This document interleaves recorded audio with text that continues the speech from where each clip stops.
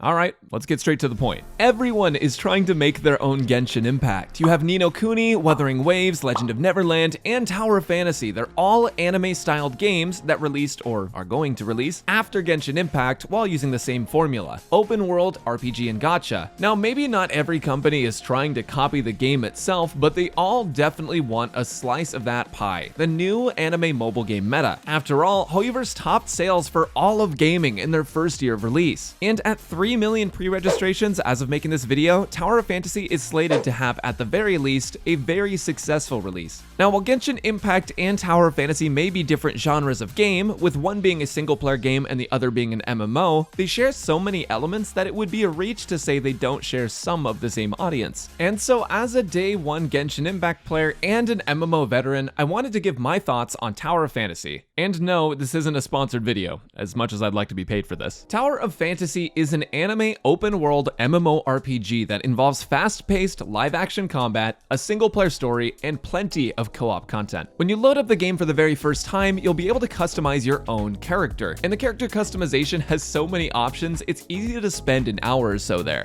It looks fairly simple, there's not a ton of buttons on screen at once, but you'll find out that almost everything in the character creator has layers upon layers of depth like gloss, colors, and gear. Since Tower of Fantasy is an MMO, it's really great they decided to let you customize your character so much, because tons of players will want to have their own unique identity in the open world. There's even achievement-based unlockable outfits. The amount of depth to color selection, hair creation, and bodily adjustments really makes Tower of Fantasy stand out in the anime-style game genre. When you start the game, you'll find yourself with a massive, vibrant world to explore. You'll open with story quests revolving around the character Shirley, and you'll get to meet tons of core NPCs that will be involved in your story as you journey onward into the unknown. As soon as you're done with the opening sequence, you're completely free to do whatever you want. You can continue the main quest line, which is what most players will likely opt to do, but you also have the choice to go straight out into the world and see what mysteries there are to uncover. In a way, Tower of Fantasy brought me excitement similar to Genshin Impact and The Witcher 3, where everything about the world was pretty unknown at the start. Now, in all honesty, the level of depth that The Witcher 3 has is not in this game, but it's more likely that because the game is an MMO, having tons of open world treasure and puzzles on the scale of a game like that wouldn't really be possible to balance out. While Tower of Fantasy does have a focus on exploration, a larger portion of it is focused on the quest content and lore, open world boss fights, and social interactions that come with MMOs. Now, what usually doesn't come with MMOs is a super compelling story. There are those with great writing, such as Final Fantasy XIV and The Elder Scrolls Online, but for the most part, MMOs will usually make the story secondary to the online co-op experience. And for Tower of Fantasy, this isn't really too different. The story in Tower of Fantasy is one of the better ones I've played through in an MMO, but it never really had that edge of my seat effect that had me wanting more as I played through. There was some great moments, and it's easy to get attached to some characters, but there's also a lot of throwaway ones that do make the story feel somewhat inflated at times. Now, that's not to say the story is bad, especially considering I wasn't really able to complete it in the time I had to try out and record the game, but it's not the driving force of the game either. The biggest issue is that it's full of standard anime tropes that you could essentially just predict. Personally, I'm a sucker for those tropes, but I don't feel that it encompasses masterful writing. But as I mentioned before, Tower of Fantasy definitely puts an emphasis on the open world and social elements of the game. Story will introduce you to the world, so it is worth playing through, but it is secondary to the actual gameplay. They also put a huge emphasis on combat in Tower of Fantasy, with real-time action combo-based fights. Each weapon you have has an element attached to it, and you can equip up to 3 weapons at a time. Unlike in something like Genshin, where elements are meant to interact with each other and create reactions, Tower of Fantasy uses certain elements like type coverage in Pokemon, where some enemies and shields will be weaker to certain elements, so you'll need to gear up to counter them. Similarly to games like Honkai Impact 3rd and Punishing Grey Raven, Tower of Fantasy has a time stop or time slow mechanic called Fantasia, where if you dodge at the perfect time, you open up a DPS window where enemies within the area of the Fantasia can't move. It's a fun skill-based mechanic that means there's something to learn for combat against every enemy, even including bosses, and it can be super rewarding. On top of weapons, you also have armor you're able to collect, upgrade, and equip to customize your build and improve your stats. There's also something called weapon matrices that will buff your weapon stats and give them effects as well. There's a lot of modularity to building your characters and account in Tower of Fantasy, which can be amazing for new players to experience progression. There's also completely optional open world PvP duels, which is an amazing concept for any MMO because it allows for another form of content for those who want to compete with their friends. And the way it's implemented is pretty great too, because there's there's no insane incentives to do PvP, you can completely ignore it and your game experience is basically the same. The main downside of PvP though is that on the server I played on at least, there was a lot of latency and it sort of just felt like everything was teleporting, which is pretty far from ideal. For someone like me who likes PvP, I really hope they aim to improve their PvP going forward, because currently there's not really any anime style games on the market that do PvP well. If they're able to fix the latency stuff, then it should be pretty good. Considering most of my channel is focused on Genshin Impact, many viewers of this channel may find that they don't really have any interest in PvP, while those that do may be concerned about pay to win. And it's completely valid to be worried about a big company trying to nickel and dime you to get the best gear possible. But let me be clear,